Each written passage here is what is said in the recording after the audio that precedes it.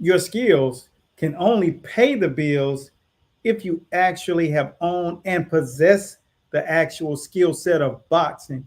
And so, what I'm going to do is I'm going to enlighten some of you trainers who are working with actual fighters right now and working with people in the training field. But here's the little difference between having this game all locked down and thinking you have it down. And I don't want you guys to be out there guessing. And some of you who got experience, you're overworking. So today I'm going to read to you exactly what you will benefit from with learning how to operate your training game when you're teaching boxing. And even if you're in a fitness atmosphere, this is going to be great for you because I'm going to read to you directly out of our 52-week skills training guide. And one of the first things I'm going to do is take you behind the scenes in one of the chapters of our Peekaboo skill set development program. And what that teaches you to do is even when you're working with an athlete who lacks the actual ability to close the gap on a much longer fighter, this is exactly one of the drills that you do with his feet that will help you implement that gap closing strategy. And we've all been there. I remember really back in the day, and there was this kid. He had a super long jab, and his name was Damien. And Damien was built like an Adonis. And one day we were at the gym, and before we would get to the gym, he had a lot of the habits of like Andre Ward. He would be there 45 minutes before anyone got there, and he was already worn. He was already warmed up, so his body was like really like Evander Holyfield, but he was leaner in a manner where he was filled out and just totally lean. And he was very prideful of his body. He was about 6'3" and built from the bottom up. That means he had calves, strong ankles, wide base on the feet, traps, shoulders. And one of the things that he took great pride in is his skills and the technique. He never allowed himself to make a mistake. So that's why he came in the gym 45 minutes early. And that's one of the habits that I remember Andre saying that that's what he did. He always got his body prepared, his technique, and the different tactical moves that he would make. He'd have to embed it into his body so he can perform it in the ring. Because when you're boxing at a high level, then that stuff just doesn't come with you because you've been training. You see, getting it into your muscle memory isn't doing it until you get it right. It's performing the actual skill set until you cannot get it wrong. And so that's exactly what he did. And when you are boxing in that manner, your cold objective is to not just use it when you're training and looking good in the gym, but on fight night, you can call upon it. And so that's kind of what this is. This is showing you he came in the gym, and one day he was up against one of my boxers. And I'm telling you, there are guys who will just make you very cautious of what you know and what you don't know in the gym. And he was one of those guys that will make you realize what you don't know. And he would keep that jab out. And when he dropped his jab hand, he dropped it right here because he was technically sound, big, strong arms, but he wasn't a real weightlifter. And I think a lot of the things that he did growing up, working in the fields and going to the mountains as a young kid, he would run the mountains. So he built his legs up. And I think he liked to carry logs just because if you've seen the guy, strong jawline, strong neck, like all of it. But the difference was is he was fluid.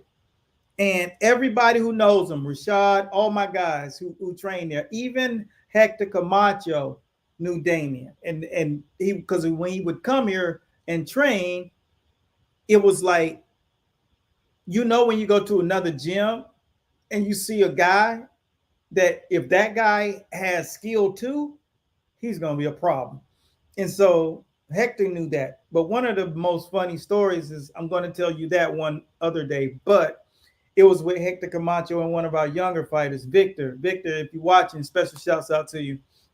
But Hector Camacho was a problem, and so was Victor. So that story is going to be great. But Damien was going to spar against one of our guys, and the guy was, he was definitely quick and stuff, but Damien was technically. So how do you overcome a guy that has a good long jab and technically sound and strong as an ox? And if he hits you, he's going to hit you crispy, and he just doesn't make mistakes. And this is coming from someone who actually pays attention to people who have mistakes and technically flawed in boxing. So this kid was not. And he got into the ring and he was popping one of my guys. And I said, here's what you do. What we do is center what we're going to do. And I'm going to tell you exactly how we closed the distance against a guy like that. So here's one of the drills that we did, because after the first 2 or 3 jabs, my guy had gotten a little discouraged, but he did what we parried the jab multiple times. And as soon as he would parry, he would circle. Because if you get parried, you got to know how to bring that jab hand back to posture. And most guys don't know how to do that. Most guys, when you parry their hand goes down. Damien, like I said before, he was maniacal. And Julius, if you're watching, chime in the comment boxes below. And Julius is one of the other elite boxers in the gym. And he, boom, bring it back here, catch anything that you do and parry yours. This kid was absolute savage. Once kid got back to the corner, my kid gets back to the corner, and I said, okay, now what we're going to do is we're going to practice. Once he catches, parries, after you feint and it doesn't work, then we're going to close the distance. And this is the drill that we did to prepare for that. And then I'll tell you the end of the story. So this is the drill. And fortunately, we have this kind of stuff in our training system. So check it out. Is giving the guy an obstacle to actually overcome. So I'm going to stick it here. He's going to have to try to get inside. So he's going to get used. He's getting under my shots now. Make sure. That was good closure. Ready, turn. And close the distance quick. Ready?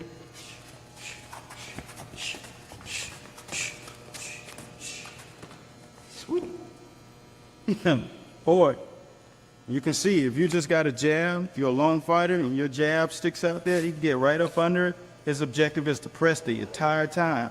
So you can jab, double jab, whatever you do, you better have a right hand, left hook, and an uppercut to stop that. Peekaboo style is absolutely vicious. Same thing, press me down.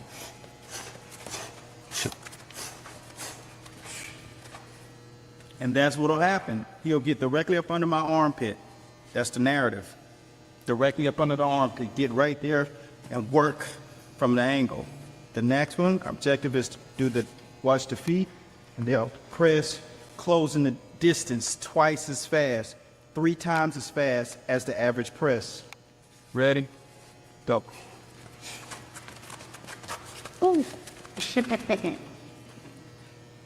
You find the defense to stop that. And I'm hiring you. Ready? So, these drills are drills that you can get going with.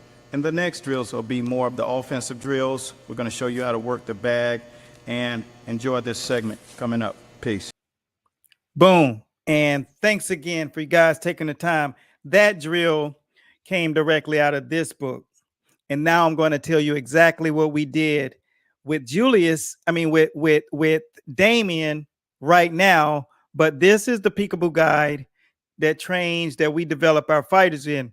Because when you're in a place where the elite level fighters, these are all the chapters and these are all the drills that were in this program, right? And you can see page after page. There are just so many things that you learn. And we were able to get back into round 2. So round 2, I said, now let's do the press. So what's so good about the timing is that when we saw the jab coming, we went into the jab. And as you saw, when he would tilt his head to the side, he tilted his head to the side so that he couldn't get caught with the jab and stuck in the posture. So we double step, double step, double step. 3 times we were inside, boom, boom, boom, boom, boom. And the first thing that Damon said going out of the third and fourth round, because we went 4 rounds, there was no talk and we didn't get to talk back and forth. He said, since I've been a beginner of boxing, no one's ever been able to get inside on me. I got to start working on my inside game. And the young man right there went from 2 and was it 1 and 2 as a boxer, as a mixed martial artist, to a champion because of that skill set. This right here in the peekaboo. And the reason why we did this and gave you guys insight is because when you're going up against elite fighters, you can't just come off of your dome because you're rolling dice. And special shouts out to my brother, Coach Sean from the DMV up there with those guys, Keyshawn Davis and those guys.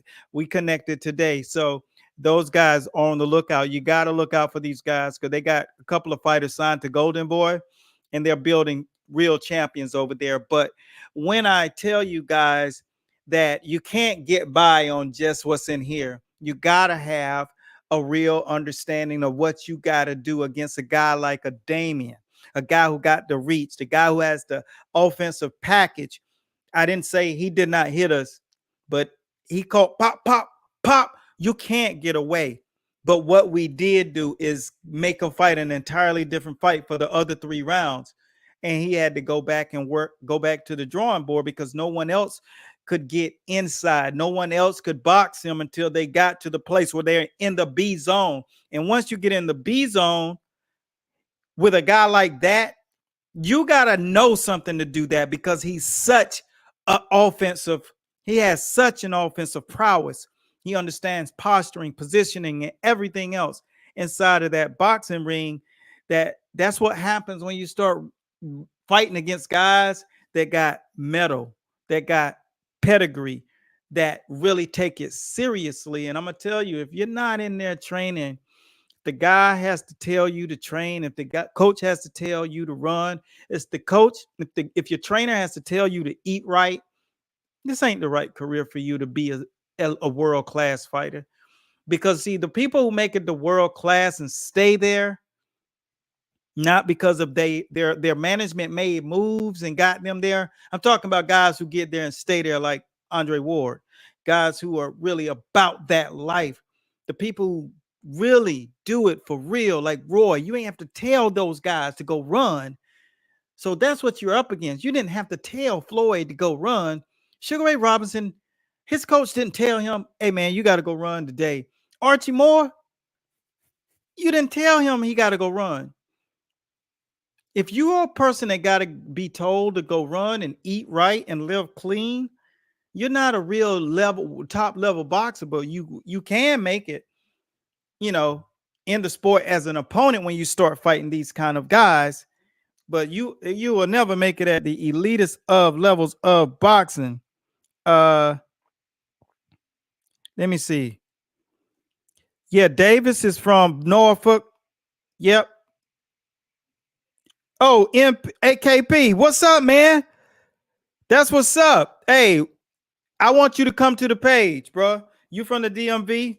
That's what's up. KP. Yeah, you definitely. Yeah. You know his brother, Kevin. You know all the boys up there. So, yeah, I want to holler at you. But the reality, man, is you guys got to realize, and especially when you go up there and bump at body headbangers, boy, you talking about smoke. Coach Barry Hunter, he runs with my uncle. Cuz I know what go down in there. You know what I'm saying? Like it's not where you go if you playing boxing. And this is where we're sharing. This is where reading out of this skills guide. Once you learn how to do that progressive forward movement, then this is where you go. This is what we call the Ray Robinsons. This is where you learn how to tilt your head off the line while you're moving forward. Because Sugar Ray Robinson was a killer moving forward. He called it progressive attack. So it's a progressive attack. And then when you start coming back offensively, he does the same retreat. So if you don't do anything, you get into this side of this guide and you really learn that this is a whole circuit of just those drills alone. So when you're having trouble, trainers, when you're working with your athletes and you're really having a lot of trouble really getting it into him, and you want to show him how to do it in a way that he could receive it, then this is how you go about doing it. This is called the 52 weeks skills training guide. This eliminates that. All of these guys that are taking part in that training system right there, they had no idea what they were getting into, but all of them in the school, you can go and watch our school, right? We took that thing from zero. It's over 180 trainers in there now, people who are training and using that. And all we do is build it up. So special shouts out to all of you guys. So our gift was to show you how that looks. And now I'm going to show you one other drill that you will learn when you start getting into the third quarter of this skill drill. And this is what you do inside of the ring. So this is what we did when we took the second trip up to Baltimore. And one of my fighters, and he did such a great job. We call him Beast, and AKA Brand. And Brad fought and he learned this. So this is why I'm going to show you how you use your arm posture, because Coach Soul's son had just won the PAL tournament, came back, he was on his confidence. And then the other kid was a silver medalist, and he was on the wall when we got there. So I knew that he was going to try to get us in the ring with him. So we sparred one guy first, and then the second guy came in on us, the silver medalist. And I ain't talking about silver medal in the Olympics. I'm talking about in the silver gloves, like he won, like the guy had a trophy case of medals. So I knew that they were going to test our pedigree. Lo and behold, the kid that was with me had only been boxing with me for less than 2 weeks. And here I am. I got him up here in the belly of the beast. So KP, you know what it is in Baltimore. So we had him up in Baltimore, Whitelock Road, 395 North. Holla at your boy KP. So we in there bumping at at Next Level Gym, and we was in there putting in the work. So the kid, Coach O, like, I don't remember the kid name. He gets in the ring, and I was like, yo, I was nervous for my kid. But guess what? Here's the skills that we took up here. We worked on this before we went because I knew that those guys were going to stack on us, right? And stacking is when you spar 3 or 4 different guys in your one entrance into the ring before you ever get out.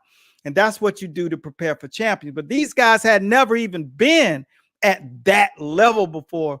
And here we go. Lo and behold, we in there against killers. And so this is what I'm trying to educate you guys on. This is what it looks like when you're posturing, all right?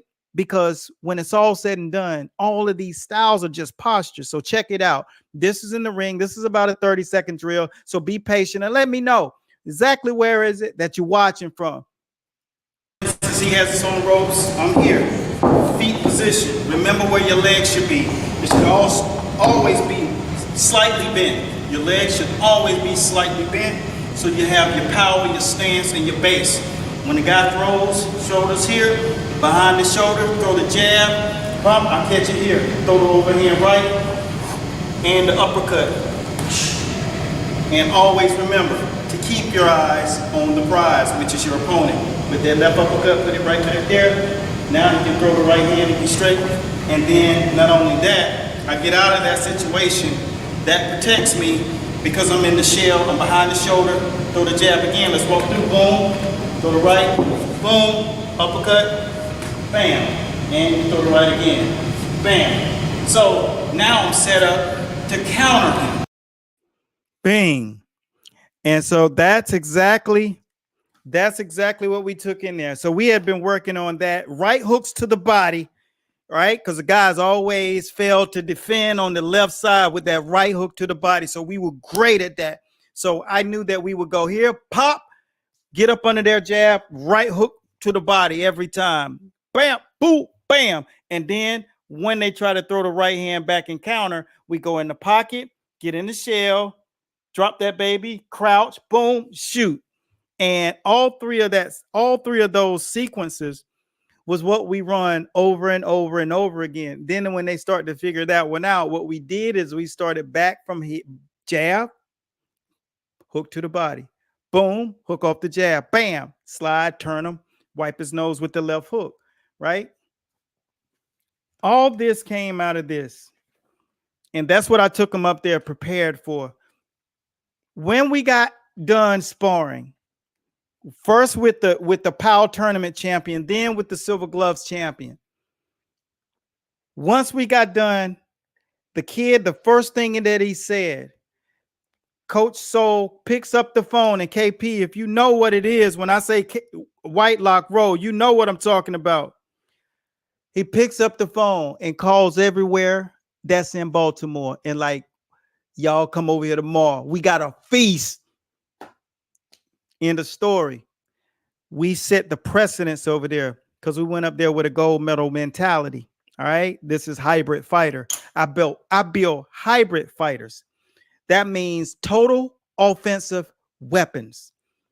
And no matter what we're going to do and what you bring, all you're doing is opening up offense for us.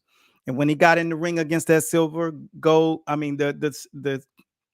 the kid who was the Silver Gloves champ, when he got in the ring with that kid, the first thing that he said when he got out, he's like, yo, I ain't never been hit that hard. Because see, he was boxing with skill. We were boxing with craft. We were cagey with it. We were making him walk into our stuff with a guy who can punch. And that's what I mean by stairwell levels. He'd been up there boxing against all of these top legendary fighter in places like that hosted guys like George Benton, which are part of my cousin's freaking circle. George Benton, Sweet Pea, all of them. You got to bring ass to get ass up there. The DMV ain't nothing to play with. And KP, you know what it is, don't you? You know what it is. So you know I done stomped in the realest shit out there. So when we are showing you guys this is coming from a place that you better know where you talk what you talking about. And that was a great opportunity right there. So lo and behold, today we had to just give you guys a behind the scenes of what it looks like when you're operating from a real teaching that actually shows you stuff. So I know some of you, KP, type the word skills and go order that for your people. If you really want to know boxing, if you really want to teach boxing, this right here has been in the dungeon.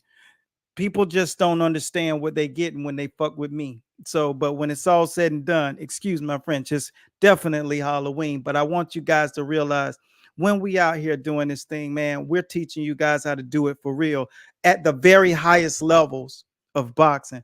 That's all I got. Be blessed at Godspeed. Coach Bradley signing out. Type the word skills and rock out.